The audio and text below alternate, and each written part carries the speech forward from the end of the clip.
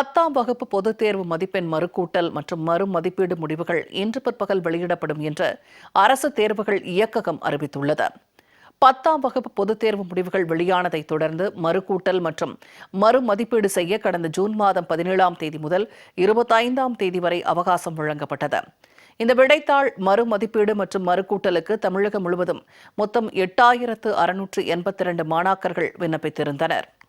தொடர்ந்து விடைத்தாள்களை மறுமதிப்பீடு செய்யும் பணிகள் கடந்த 2 வாரங்களாக நடைபெற்று வந்தன. இந்த நிலையில் அனைத்து பணிகளும் தற்போது முழுமையாக நிறைவடைந்துள்ள நிலையில் மதிப்பெண் முடிவுகள் இன்று வெளியிடப்பட உள்ளன.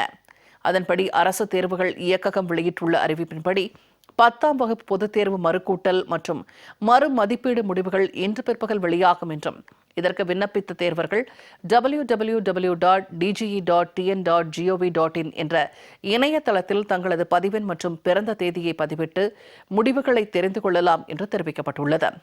அதேபோல் தற்காலிக மதிப்பெண் சான்றிதழையும் உடனே பதிவிறக்கம் செய்து கொள்ளலாம் என்றும் அசல் மதிப்பெண் சான்றிதழ் வழங்கப்படும் தேதி பின்னர் அறிவிக்கப்படும் என்றும் அரசு தேர்வுகள் இயக்ககம் தெரிவித்துள்ளது.